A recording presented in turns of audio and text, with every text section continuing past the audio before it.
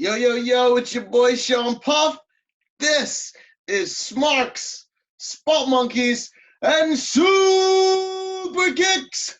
Flashback Friday, baby. I told you we got a lot of new content coming to you, a lot of new stuff. Yeah, represent for my boy Austin Theory. That's my dude right there. Shout out to Austin Theory doing his thing in NXT now. Man, we're going to have so much fun, great content coming for you right now on Smarks, Spot Monkeys, and Super Kicks.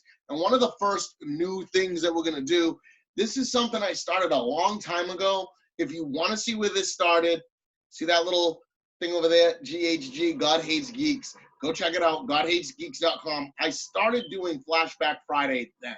It was something I wanted to make a weekly thing. Kind of never picked up. I kind of never went with it. But here we are now. And now Flashback Friday is going to be a video blog. And we're going to go back in time on the WWE Network and do a live watch along, if you choose to watch along with us, of something old school, something of a flashback. I kind of wanted to make this timeline-like, and I kind of don't want to take anything that's too long. I don't want to have us sitting through 3 hours of content. So for some things, we're just going to pick out certain matches. For others, we'll watch the entire show. If you go back to godhatesgeeks.com, look up the Ringside Apostles, and look up Flashback Fridays, what you're going to find is the first episode that we have was the night that Hulk Hogan won the WWE Championship. That was January of 1984, 2000, right? January of 1984 in Madison Square Garden, Hulk Hogan became the WWE Champion. I'm looking over to the side over here because I'm trying to get my TV set up to get this thing going. That was January 23rd, 1984. We're going to hop ahead to the next. If you want to find this, if you want to watch along, this is WWE Old School on the network. So if you have the network, go to WWE Old School. It's under In-Ring. You can click all shows, and it'll show you a list of everything. Click on WWE Old School. Go to 1984. And get yourself set up for Maple Leaf Gardens, October 21st, 1984. It's going to be great. There's a few matches on this show. We've got SD Jones and Greg the Hammer Valentine for the Intercontinental title. We've got Nikolai Volkoff versus Rocky Johnson. We've got Rogers and Bass versus the British Bulldogs. We've got Kamala versus Andre the Giant in a steel cage match in the main event of this thing. It's going to be pretty cool. It's going to be fun. Like I said, Andre versus Kamala in a steel cage. Greg the Hammer defending against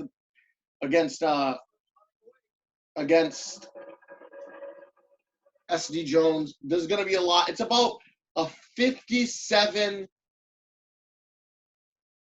trying to pause this first here. It's about 58 minutes long is the whole show. So we're gonna watch the whole thing today. We'll go about 8 hours. We'll go about an hour watching this live. Like I said, so what we're gonna do, if you've listened to any of the old Smart Spot Monkeys and Super Kicks when we were doing Remember When, myself and Mike, it's gonna be much like Remember When, where I'm going to do a countdown. We're going to start it off. We're going to watch it. And I'm going to talk about what's happening on the show and give you my opinions and my reviews. Of course, it's smarky because that's what we do here on Smart Spot Monkeys and Super Kicks. And I'm going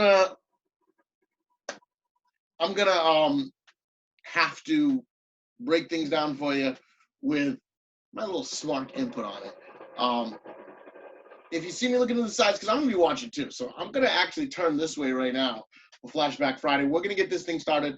So get the network set up, right? I'm going to give you a minute. If you need to pause this show, pause it. Once you get everything set up, come back, unpause.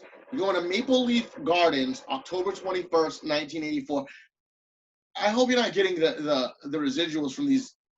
They've been working outside my house all through COVID. I don't know what the hell they're doing. I think they're replacing every pipe underneath my damn street. We'll get into that another time. Another conversation for another time. But we're going to get this going. So get your network set up. Like I said, pause this podcast if you need to. And come back when you're ready. I have it marked in 0. And when you're ready, come back. We're going to get a countdown going. So if you've paused it, if you're back, we're ready. We're going to get this thing going. I'm going to go 3, 2, 1, play, and then you're going to hit play, and we'll start this thing off and get Maple Leaf Gardens October 21st, 1984 started for a live watch-along Flashback Friday right here on Smarks, Spot Monkeys, and Super Kicks. So if you're ready, I gave you away. Hold on. I got to pour myself a little drink for this. You can't go back in the day and watch old school wrestling without having yourself a little beverage. Not into Steve Wise's. So here we go. And if you're ready to join me, we're going to hit play in 3, 2, 1. And here we go, the old It's funny how they changed everything now, so you get that WWE logo instead of the original WWF logo. I personally love that WWF logo. They did the same thing, but with the WW, without the E or anything. I got offered to donate to the World Wildlife Federation the other day, and I said, no, not donate.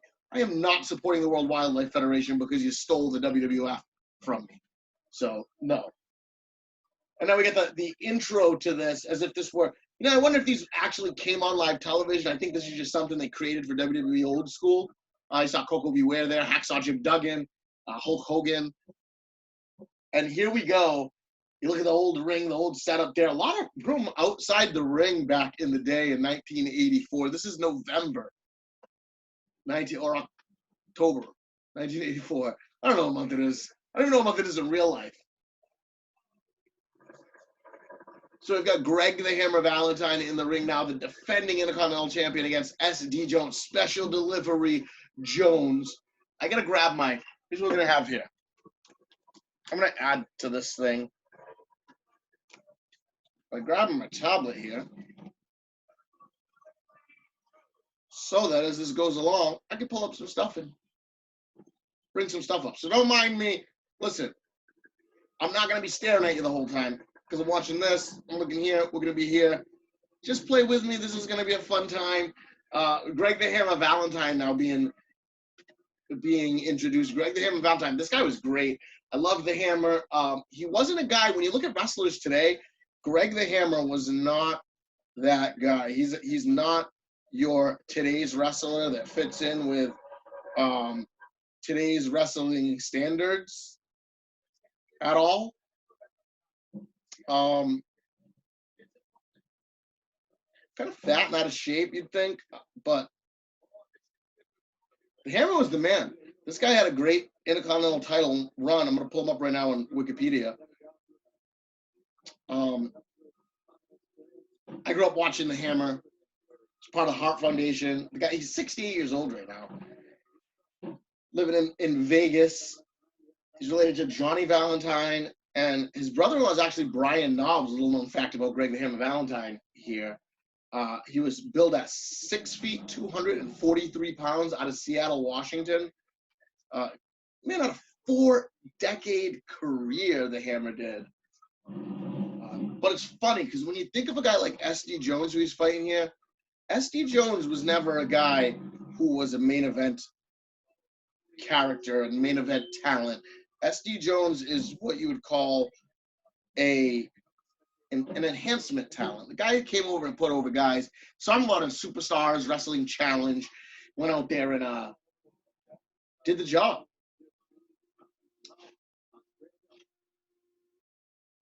But he traveled the world. He wrestled everywhere. He's Antiguan. So a lot of people thought, oh, black guy. Actually from Antigua. He was born in 45. He's currently 63 years old. SD Jones still with us. Trained by Johnny Rodz. And it's, like I said, this isn't the guy. I wish I could see what his record was because I know it wasn't great. He put over a lot of guys. So it's interesting to see him in Madison Square Garden in 1984 fighting for the Intercontinental title. Talk about a squash match. I don't know in 1984. I mean, granted, I was too young to go, but I don't think today I would want to go to Madison Square Garden to see Greg the Hammer Valentine defend the Intercontinental title against SD Jones.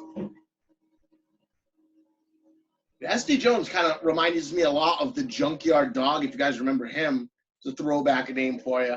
I don't know why I would compare him to Willie Mack. That's what I would compare him to look-wise.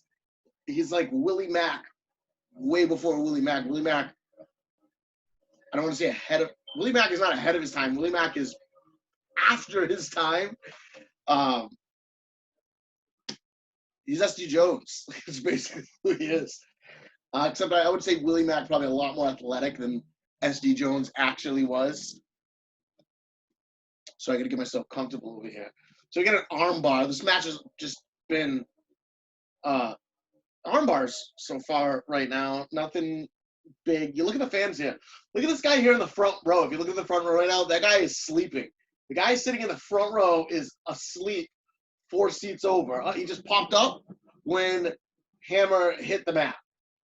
The bang rocked him awake. It's funny watching these guys. Like, crowd not much into it, I guess. I would say this was probably not the opener of the show. It's the opener for us. But I wouldn't expect this to be the opener of the actual show of this night at Madison Square Garden. I'm sure they have more than 4 or 5 matches on the card. Very slow match already. It's funny because people love the old days, more so the Attitude Era, but even these days, the Golden Age, they call this. This is the Golden Age of WWF. And people talk about the Golden Age, so much better. Wrestling was better. And you have enhancement talent, SD Jones taking on Greg the Hammer Valentine for the Intercontinental title in Madison Square Garden. I know this isn't in Madison Square Garden, is it? This is somewhere else. I keep saying this was in Madison Square Garden. Let me see where this was.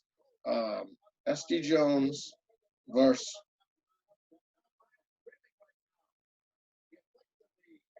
Greg Valentine.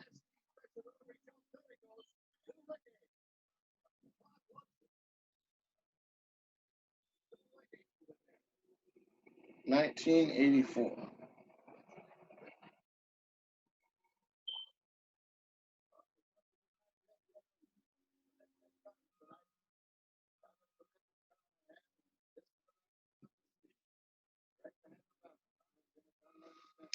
This one, I believe, is going to go about 4 minutes and 55 seconds.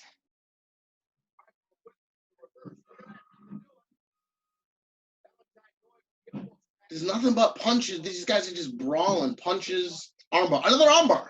SD Jones, master of the armbar. Chris Jericho, the man of 1,001 moves. SD Jones, the man of 1 move, the armbar.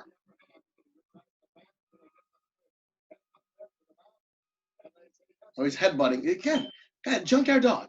I feel like the black guys are just doing black guy things. Arm bars, headbutts. Why do black guys do headbutts in the 80s? Every black guy does a headbutt in the 80s.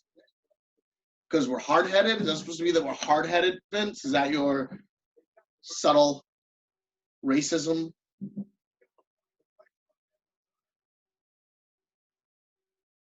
And he's just working the arm right now.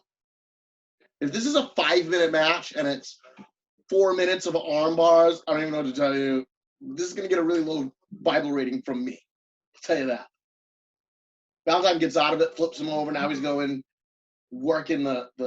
I never understood that knee to the back of your leg. I've never done it to anyone, never had it done to me. Does that, like, really hurt? Like your hammy, I guess? I guess you get knee to the hamstring. Can't imagine that's going to cause me much pain. SD Jones is on the ground from it, though, so I guess it does something to you.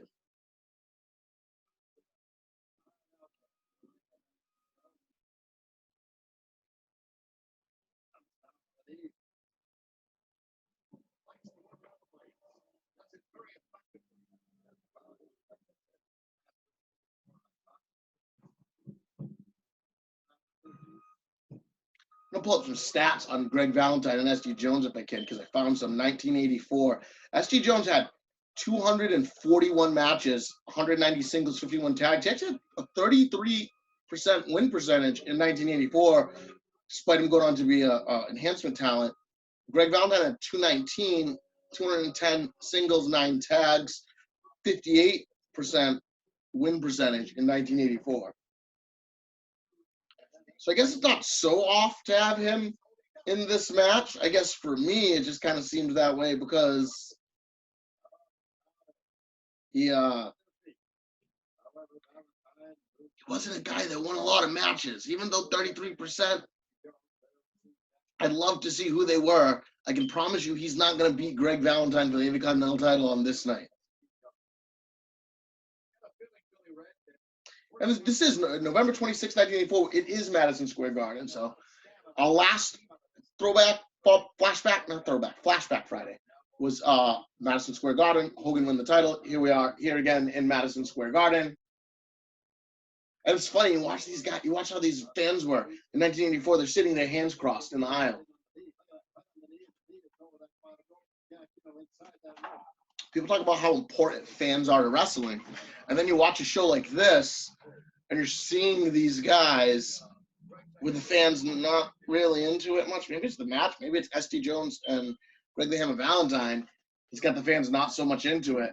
It's just slow-paced, very, very slow-paced. The Hammer now working on the leg of S.D. Jones. And you got to look back and wonder at this. Like, this was entertaining. This is the golden age. This is what people clamor for. You got older guys who are like, well, it's old school. I'm going to call up my Facebook friend, Adam LaVille. He talks about the old school all the time. Old school wrestling. I'm an old school guy myself, but I mean, he's got him split eagle and the referee goes for the pin. You don't see this anymore. This is something you don't see where a wrestler's going for a move and his opponent's shoulders are on the mat. And they used to count that. They would get on the mat and start counting. It doesn't happen anymore. SD, more headbutts. We've seen punches, headbutts, armbar. It's got 2 moves. I don't consider a punch a move. They're outside the ring. Man, these red railings just seem like they weren't much of anything. You've got officials holding the railings up, so when he hits them into the railing doesn't fall over. That's how weak the railings were.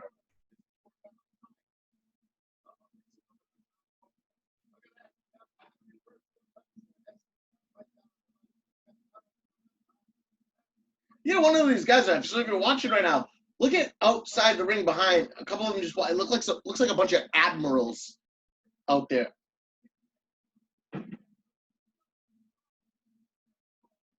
He pinned him?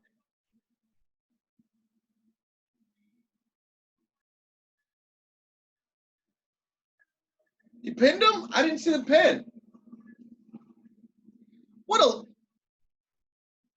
He got it at 3. That was the cheapest ending ever.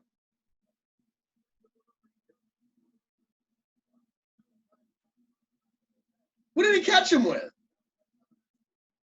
He knocked wind out of him, knocked him to the ground, and got a pin. Well, we're going to show this again. So we're going to show it again. So here we go. The Hammer now is setting him up for a backdrop from the outside over the rope into the ring. Hits him with the backdrop. I was looking at the Admirals walking away. Kind of dropped him right in his neck. It was pretty unsafe looking to me.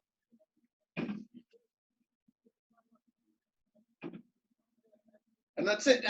He kicked out. I think he kicked out of that. It definitely looked like he kicked out of that, but they didn't call it a kick out. They said that match was over, and S.D. Jones loses that one. I'm trying to shut this light off. I got a light in my face. Kind of give me a glare over there. And now next up, we've got the Russian Nikolai Volkoff. That's what it is. See, as we try to work with this, we got to mess with lighting, and I don't have lighting guys and production people to do all this for me, so I got to be the one to do it myself and fix my lighting. Nikolai Volkoff now singing the Russian national anthem. I remember when Nikolai Volkoff became an American for about a year straight. Every show he was at, they would announce that he just became an American. This guy must have passed the American test 1,900 times to become an American. So Volkoff now in the ring. getting ready to take on Rocky Johnson. Of course, Rocky Johnson, father of Rocky Maivia, The Rock.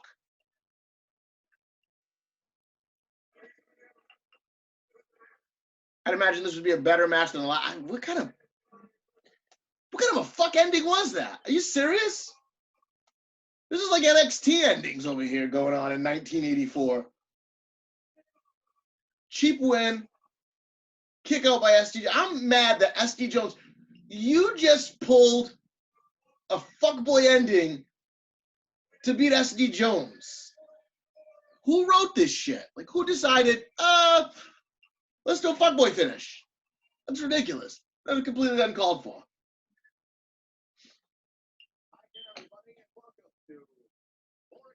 And they're, oh, excuse me there. I'm allergic to bullshit finishes. That's what that was. That was me allergic to bullshit finishes. That's what we just had here. A really bullshit finish with SD Jones and Greg the Hammer Valentine. And now we've got Nikolai Volkoff and SD Jones about to go at it.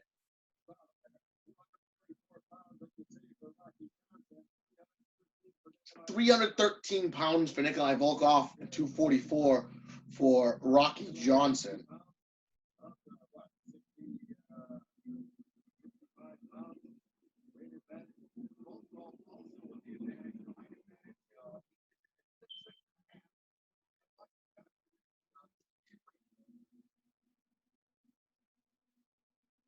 Volkoff was always a good wrestler. I feel like he was used as just this heel to put over a lot of faces, especially in this era of the 80s where we had the Cold War going on and people hated Russia. He's actually a Croatian-American professional wrestler, where surprising because you got a lot of guys back then that weren't really what they were. Nikita Koloff. Like Nikita Koloff being from Michigan and playing part of a Russian.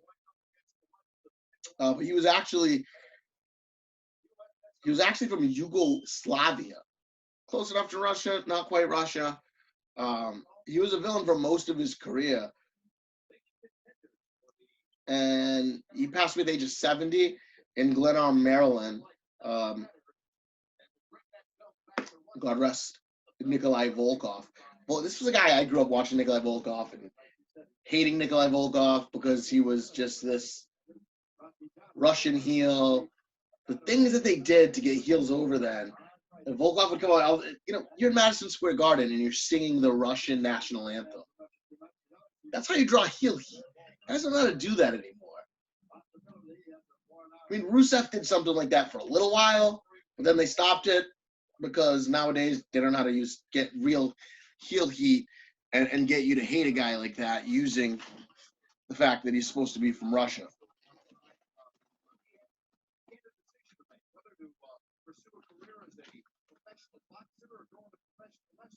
Volkoff, great talent, not really the greatest wrestler.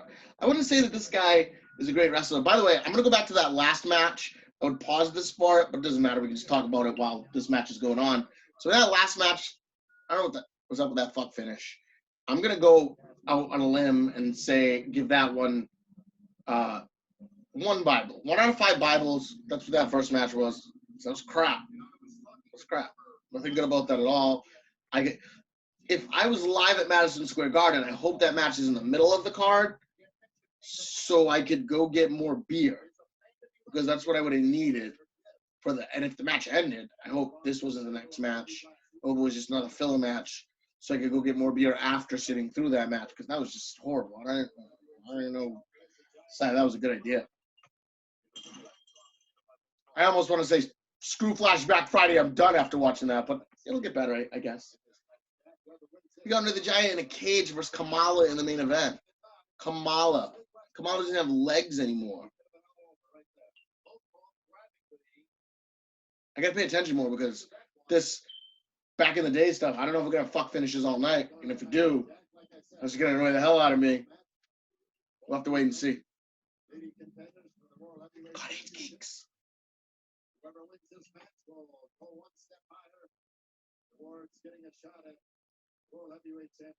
See, it seems like back then they used these matches to build people up in the rankings. What a novel idea. WWE doesn't know how to do that anymore. Move them up in the rankings to go against Hulk Hogan. We all know Nikolai would end up being a huge adversary to Hulk Hogan in the future, as he was the WWE champion at this time. He won, of course, like I said, if you want to know about how he won it, go back to GodHatesGeeks.com. Look up Ringside Apostles. Look for that Flashback Friday article. It was a long time ago that I wrote that. But go check that out. You'll see that. And you can read my thoughts on the night that Hulk Hogan became the champion. It was a very interesting card.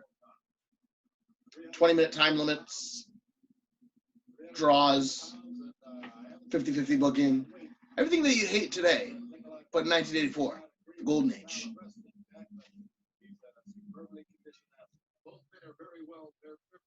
I mean, they just did a good job protecting SD Jones tonight by having him losing that fuck finish to Greg Valentine, you know, because SD Jones is a guy that you got to be protecting. Got to make sure that SD Jones looks good at the end of the day. I guess. I don't even know what to say to that. Test the strength now between Rocky Johnson and Nikolai Volkoff. Here's the funny thing. Nikolai Volkoff definitely in great shape, but Rocky Johnson's in better shape than him. So this doesn't even make sense that Nikolai Volkoff is outpowering Rocky Johnson right now in a test of strength. Rocky Johnson on his knees. This looks really bad as he shakes. It kind of looks like he's giving him a blowjob. That was definitely very sexually innuendo-like. And Rocky Johnson fighting back now because that's what happened. And watch, it'll be a kick in the gut because that's what they do. But right now it's just a fight back and forth. So now Nikolai's got the advantage. We'll see if Rocky gets the advantage back. Look at the expression on Volkoff. He looks like he's loving this. The great. The people like talk about the golden age of wrestling. Like this was great. Like it was the bee's knees. But I mean, Rocky Johnson now. So we've just spent about 2 minutes. Not knee. Knew it was gonna happen. Knee by Volkoff because he was losing the second round of the back and forth here. Threatens the ref.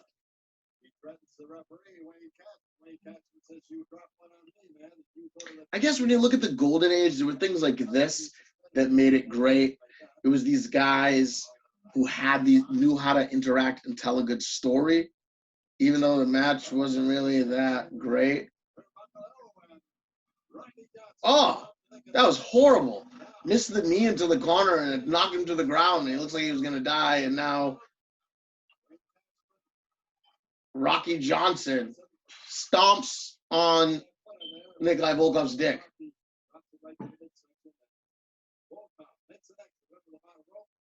That can't be good. How's it not a disqualification when they do that? They can just step on somebody's dick, and that's cool? Like, really, that's cool. You guys are just like, okay. Keep the match going on. The ref saw it.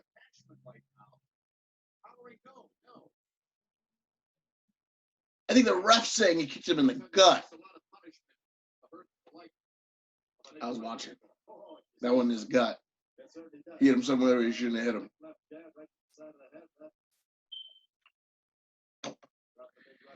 Just want Rocky to be like, if you smell Rocky Johnson, you can see like where The Rock got his charisma from when you watch his dad in the ring. His dad was just, this guy was great. Never got like the glory he deserved. He carried tag team titles for a bit, I believe, with Tony Atlas. That's about it, though.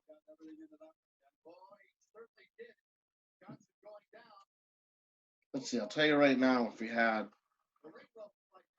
Rocky Johnson had a title run.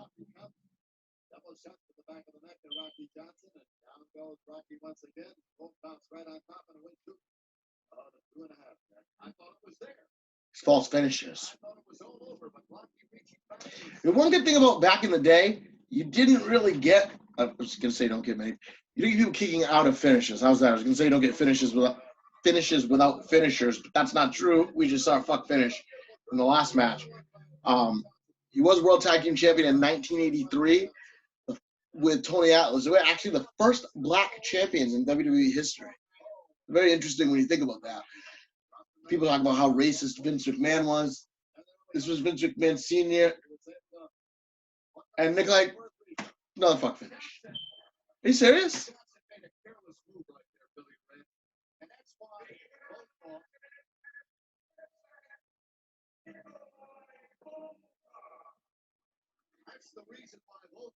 What just happened? Like, 2 matches in a row, they were just like, what just happened?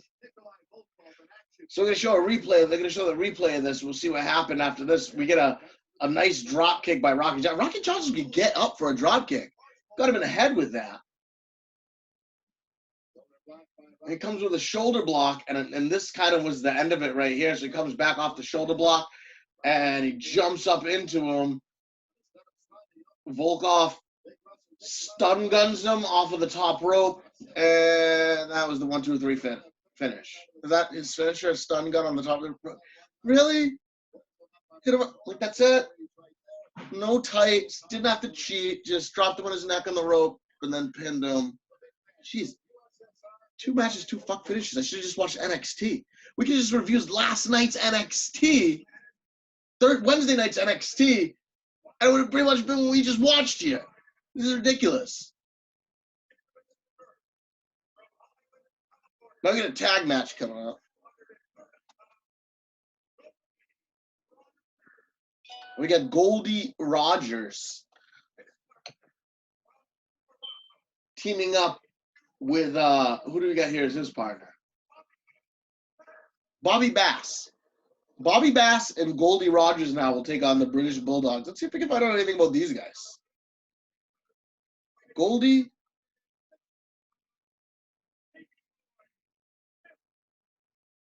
I would be pretty upset right now if I was at Madison Square Garden for these matches. Because those first 2 matches were just shit. I hope there's something better on this card in between this. I'd be pissed if I was. This is what I went to go see, and I saw this. They just call them Young Lions. So Goldie Rogers died July 20th, 2012 at age 61 in Cobourg, Ontario, which is where he was born. So California guy. He was built from Hollywood. I mean, California, Canadian guy. Built from Hollywood. He was the Hollywood villain, billed most of the time. He had a great career in Stampede Wrestling, Stu Hart's federation, known for his flashy ring gear, colorful sunglasses, and "Listen up, Jack" was his catchphrase. Never really did much in the WWE. He was just kind of an enhancement talent there. Wrestled in a few masked gimmicks in his career. Interesting fact, after retiring, he started Call a Cab Taxi in Cobourg.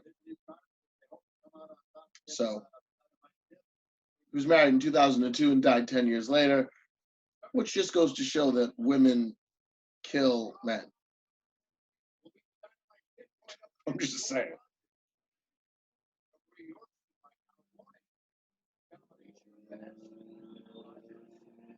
And here we go. Long beginning to this is Bobby Bass like takes off.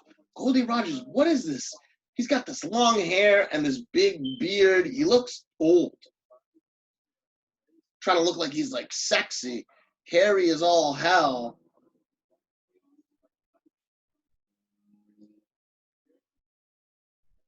He got blonde hair, but he's got his beard black, except for the big part of it. The stubble's all black. Like NWO Hogan style stubble, like that.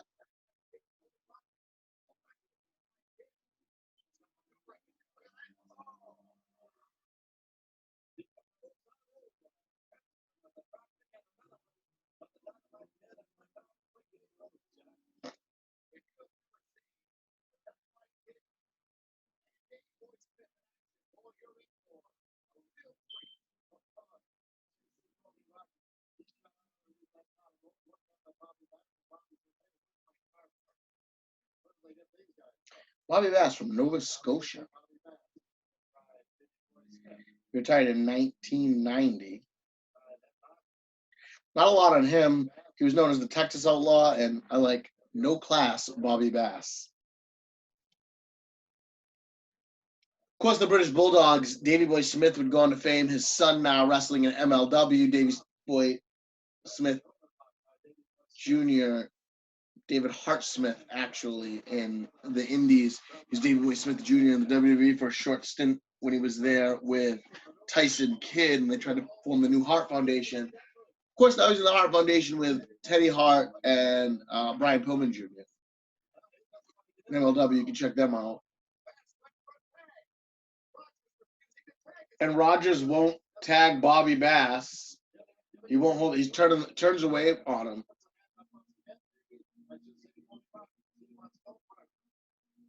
I've never seen heel enhancement talent pulling crap like this. So Bobby Bass finally tags in Goldie Rogers. I'll have to see if Bobby gets back in the apron for this. Davey Boy, it's funny when you look at this Davey Boy, because this Davey Boy wasn't that big then. Davey Boy in the future, we know he got jacked. He got jacked once he went singles. He had his Intercontinental title run, his European title run. Then he ended up in WCW for a little while. Dynamite Kid never really got his fame that he deserved. Dynamite Kid was like Chris Benoit before he was Chris Benoit. Look at that flip he just did. The guy was incredibly athletic. This guy could go out there and work, but never got the fame that he should have got. When you think of the British Bulldogs, people think of Davey Boy Smith because he became the British Bulldog Davey Boy Smith. And a lot of people don't think about Dynamite Kid. He was a guy that Chris Benoit looked up to as he was coming into the business and kind of wanted to be like.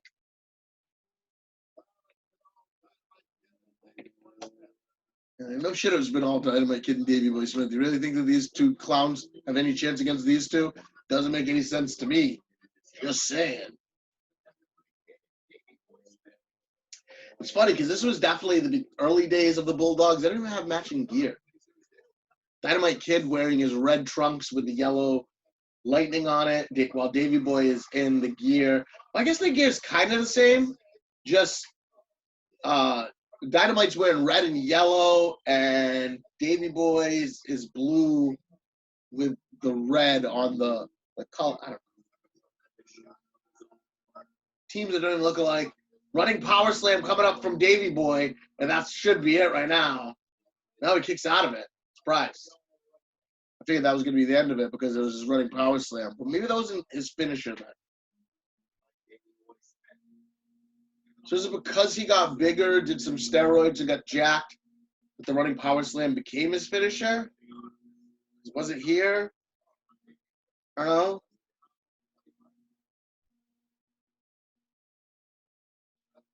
Now here's another one. Goldie Rogers doing this whole thing. And like calling for the crowd to support. You're a heel, dude. Crowd's not going to support you. Don't work that way. They said totally excited. This crowd is not totally excited. This crowd is out of it. The guy that was sleeping is sitting arms crossed now. Like, damn. He just go home already? Like, he does not want to be here. He came with his uncle and didn't even want to be at this show. Nobody is standing. The crowd has gone meh all night long. There's the one guy on the outside that stands up every once in a while, but I think he might just need to get another drink.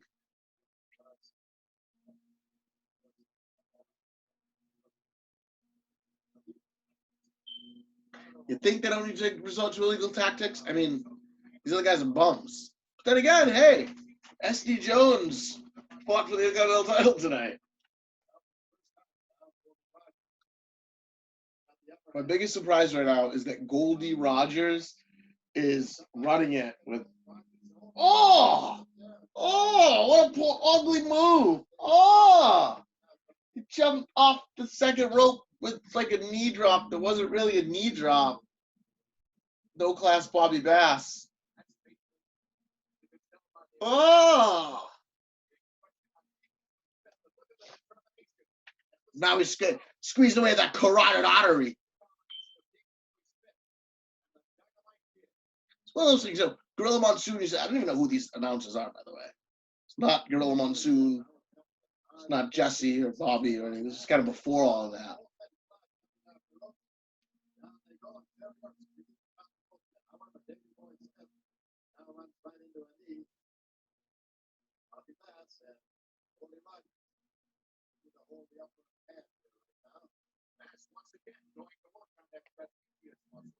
Was the trapezius muscle. Now, if this was a little bit later, they'd call it the carotid artery. That's what Gorilla would call this. But they're on the trapezius muscle, working away on it. Because, you know, squeeze my traps. It's going to take me out. You start squeezing my traps right here, I'm done for, and there's nothing. I'm going to be completely harmless against you because I'm not going to be able to deal with the excruciating pain that comes from squeezing my trapezius muscle. No tag on that one. Just a little cheap move there.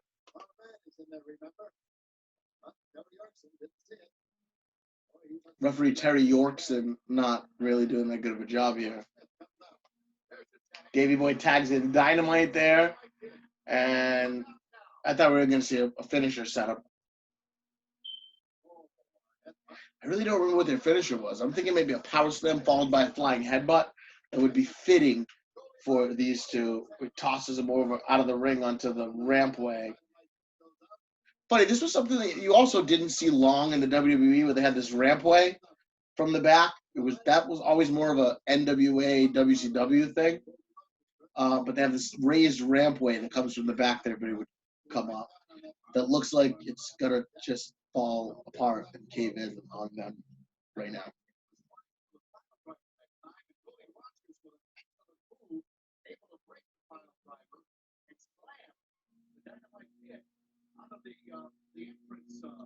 Tag made to No Class Bobby Bass. No Class Bobby Bass might be my favorite name.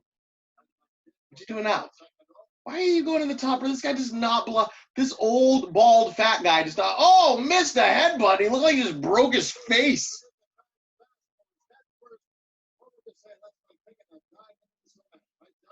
If you want to go, wow.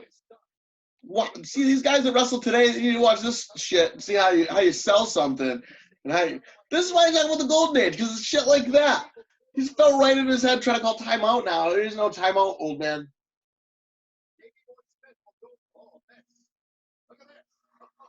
It's funny because people are like, whoa, this little vanilla midget can do this stuff. Dude, No Class Ron Bash just did a flying headbutt off the top rope, completely missed, and broke his face on the ring.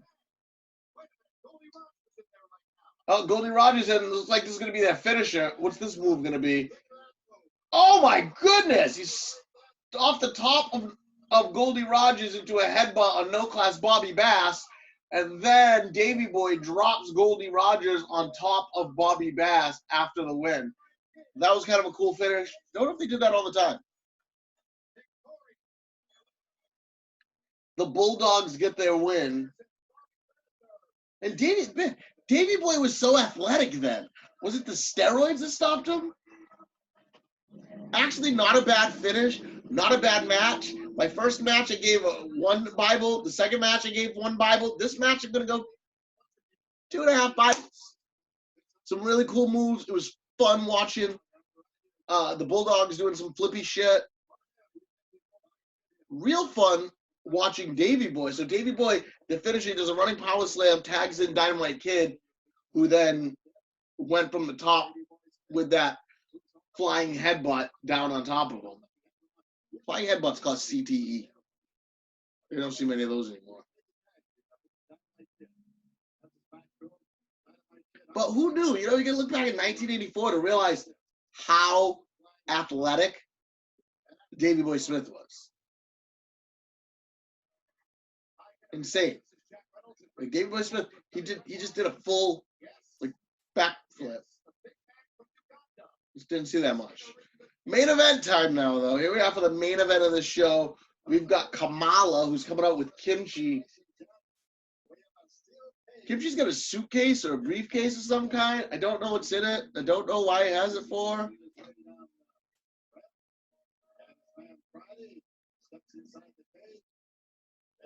Oh, Friday. This wasn't Kimchi. Kimchi was later. This was Friday, his handler Friday. Friday dressed like Kimchi. Man, this cage was small, huh? Still get like you have to. Kamala has to duck down to enter the cage.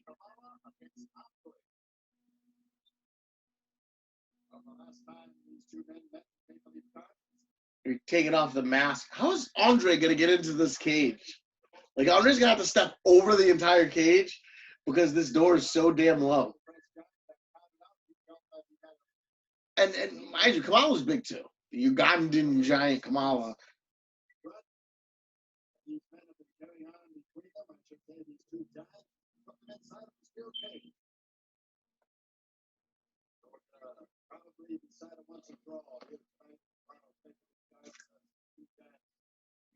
Maple Leaf Garden, that's what I thought. It said MSG, this isn't MSG. Maple Leaf Garden in Toronto, that's where we were. So everything I said about MSG earlier, forget that I said any of it. We're in Toronto, Canada, which would explain the two Canadian guys who fought the British Bulldogs. And now Kamala won't even get into the ring.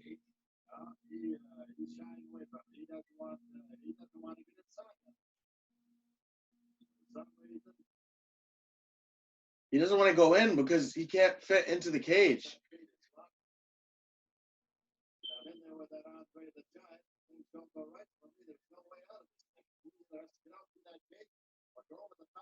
So they said they have to get out through the gate.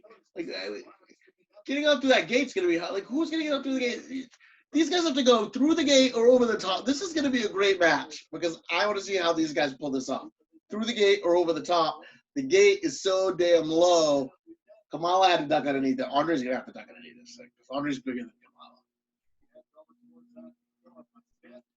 Kamala played a great character because if you've seen Kamala now, he's had videos. He's had a lot of health issues. Lost both his legs, I want to say, from diabetes. How's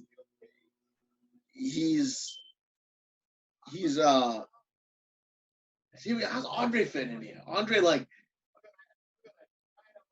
Jesus, Andre, there's no way Andre can get out of this thing. Andre is bigger than the cage. What's the point in having a steel cage match when Andre is bigger than the cage?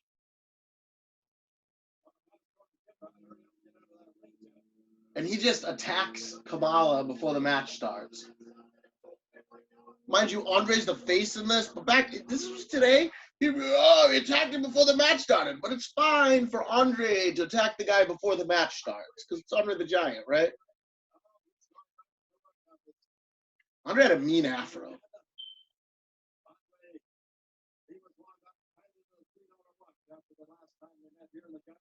Wound up tighter than a $3 watch.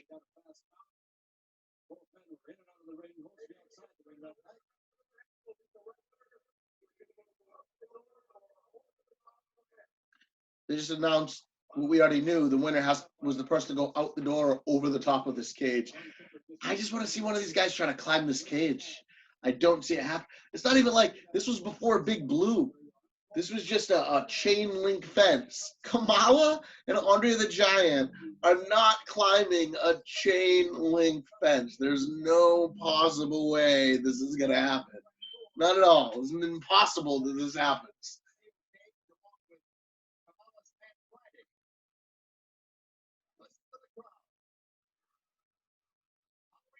So this was Friday. So why did Friday become Kimchi? Is it the same guy? Was Friday Kimchi or was Kimchi?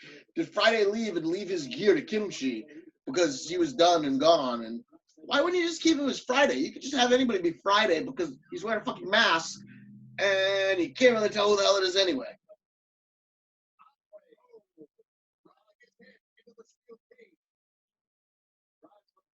I'm gonna try to see if I can find out who Friday was.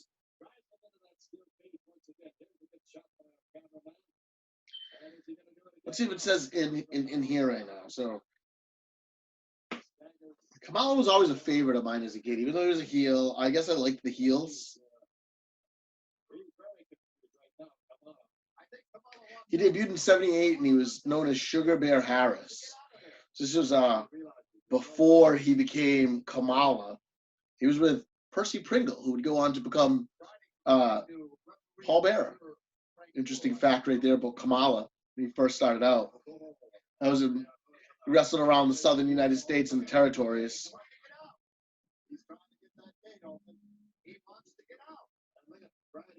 Then he went to Europe for a while. In 1981, he went to Europe and he wrestled in Europe. He was in Germany. He was the Mississippi Mauler. He had some similarities to Kamala, which I don't get how the Mississippi Mauler could be similar to Kamala. And if so, that's fucking racist. So the Mississippi Mauler was just an African monster who was probably in Mississippi because he was a slave, I would guess. That's the only thing that makes sense. The Mississippi Mauler was like Kamala. That's a racist European gimmick. Jesus. I'm just saying. If you don't think that's racist, it's because you're racist.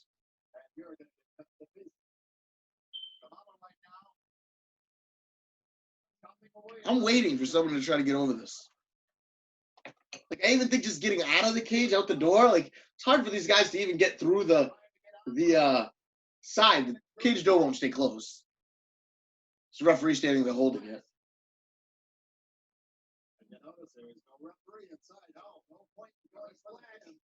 Yeah, I think Kamala doesn't get that there's no pin. He's going to get out the cage. It's always Kamala's confused. He's confused.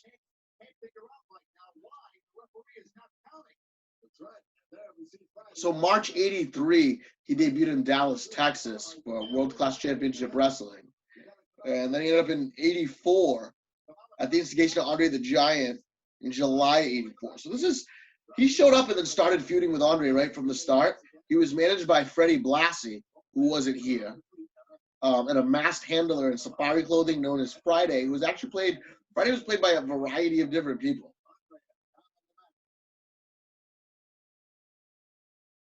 I don't know why you would change him to Kimchi then. If, like I said, you were just using a bunch of different people, which you could have done in the first place, and you could just had it Friday, but for some reason he became Kimchi, I guess. See if it says anything about it in Wikipedia. I'll have to see if I can find the Tuesday Night Titans when Kamala eats a chicken. He ate a live, he seemingly ate a live chicken on Tuesday Night Titans. Don't ask me.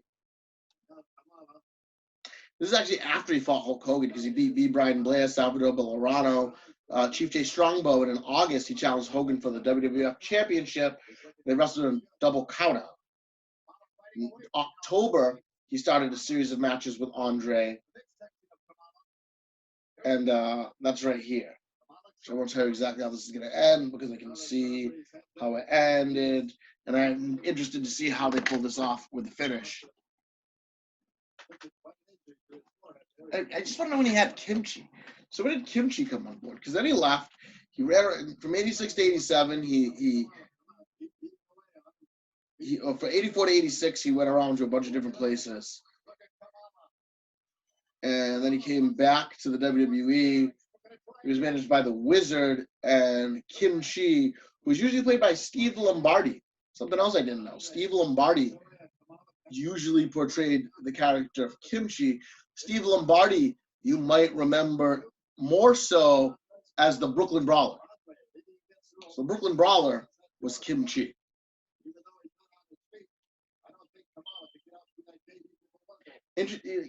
Friday here looks like a pretty big guy. I wonder who was playing Friday at this particular show.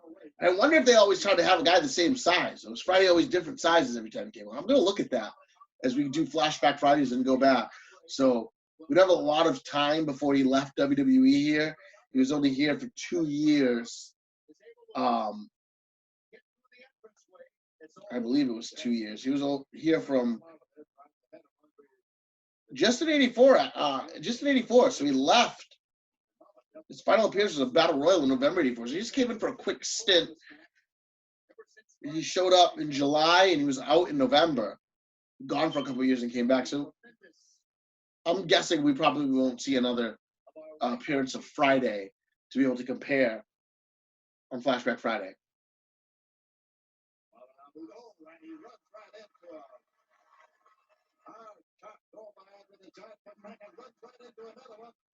Fans are into this.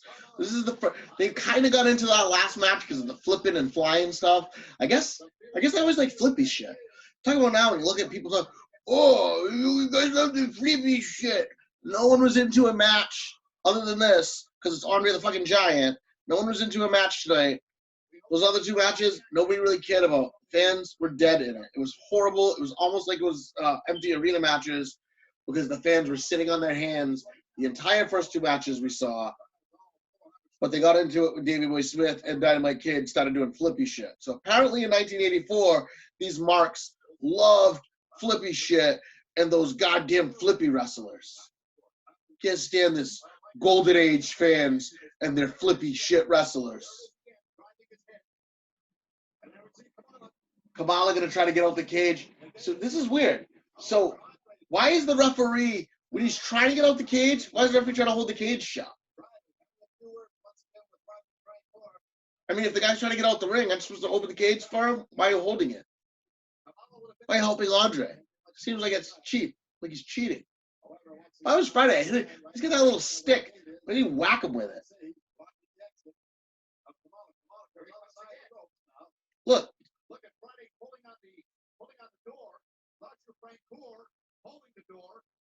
Why is he holding the door? I don't understand this. Certainly having his hands full with Friday on the outside. Well, it's his job to keep that door closed. That's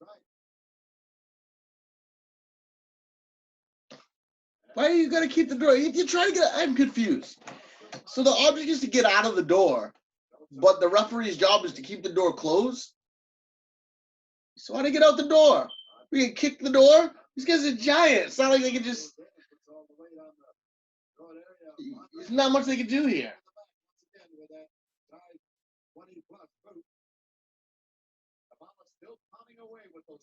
It's funny when you got a guy, a monster like Kamala, who's just like dwarfed by Andre the Giant. Andre the Giant was just a big dude. This dude drank like a 30 case of beer to his face in like an hour and a half or something crazy like that. He's going to try to come out again. Friday's going to try to open the cage for him, and the referee's going to fight with Friday so he can't get out. Why are you not letting him out the cage? You're cheating. This referee is cheating for Andre.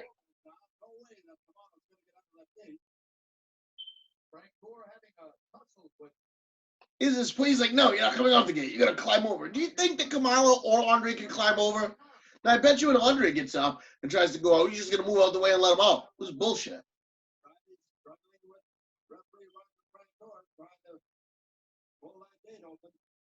Andre's on the ground. Kamala's trying to get out. Move out of the way and let the guy out the ring. I mean, that's what you're supposed to do. Break that leg loose. Andre the Giant. Now he finally gets up.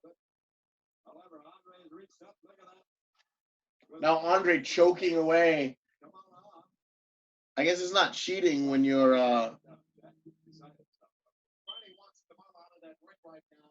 because he knows that if Kamala's able to get out, he's the winner. Well, if you get out now, he knows he's just choking him away. Right his way back from this, good chance that Andre will be the winner of this one. Andre just flips him over, choking him. He's literally holding him, just like ripping his neck. Look at the grip that he has. He's not around the neck. He's just got gripping his Adam's apple. Like, Andre, what are you doing, dude? You need to kill this man. Of course they want Andre. Everyone loved Andre the Giant. Andre the Giant was, at this time, was an attraction.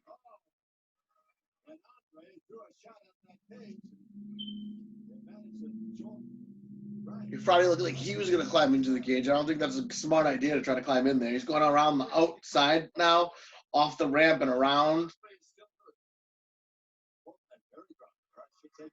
Andre doing the choke from behind. I remember when he did this to Hulk Hogan, I cried. I was so upset that Andre turned on Hogan and choked him from the back. But you look into this and you're like, wow, it was so mean when he did it. He's doing it to Kamala. Andre the Giant, just like heel move. This whole match, everything from Andre has been heel moves. Punch, punch, choke. He's just been choking Kamala out. I can't imagine, like, how are you the face? How are you the good guy? And all you're doing is choking and the referee's cheating for you.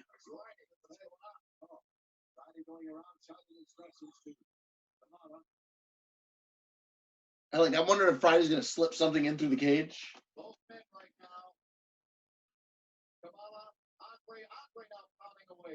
Or if he's just going to get up and hit the ref. If I was Friday, I would take that little stick he has and grab a chair or something and whack the ref in the head.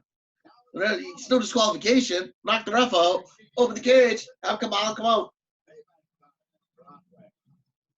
See, now instead he's getting choked out and headbutted by Andre.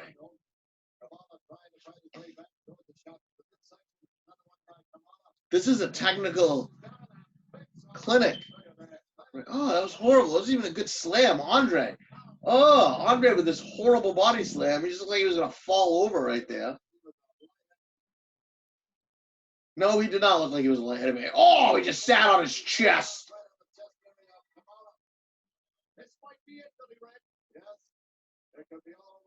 Andre's going to climb out? No way. Andre the Giant is climbing over this fucking cage. No, he's not. What's he doing? Andre's on the top rope inside this thing. Is Andre going to jump on him? Andre just jumped on him and sat on him off the cage. Oh, my God. Oh, my. I've never in my life seen Andre the Giant climb to the top rope. Never mind jump off the top rope on it. He just jumped off of the top rope onto Kamala. And now the referee's opening the gate for Andre and Friday trying to close it. What the hell was that? This referee is horrible. This was the worst cheating referee, cheating for Andre the Giant, the heel Andre the Giant, choking and cheating. This is horrible. He just cheated for Andre so bad in this match. Kamala should have been out of this ring 5 minutes ago. He wouldn't have got choked out. Andre wouldn't have jumped off the top, although Andre jumping off the top rope for him was great. I'm giving that one 3 Bibles just because Andre jumped off the top rope. And you've never seen Andre jump off the top rope. They're on their feet in Toronto. Is he bleeding? I can't tell if he's bleeding or if it's just he's bleeding. So you got a bloody Andre who was cheating. It had the ref cheating for him. They're going to show this again. If for some reason you got up or something, oh my God, watching this right now, Andre on the second. I thought he was going to climb over the ring, over the cage, but instead he stood on the top rope, and this must have hurt his legs because he landed legs first and then sat, and holy shit, Kamala convulsed it. I'm surprised Kamala didn't have a heart attack from that. The guy's 400 plus pounds, just jumped onto his chest.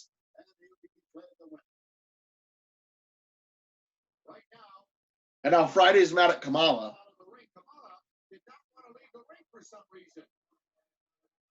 Oh, Kamala didn't want to leave the ring. He's hitting him with that little whip thing that he has. Okay, so that was kind of ridiculous. That was October 21st, 1984. We looked back, so we had 4 matches on that show, on that card that they showed us. 2 fuck finishes.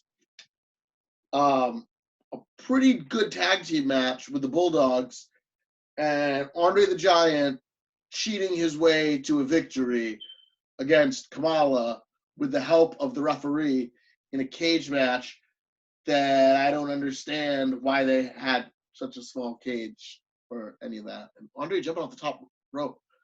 I don't think I've ever seen Andre jump off the top rope in all my years of watching wrestling. That's pretty interesting.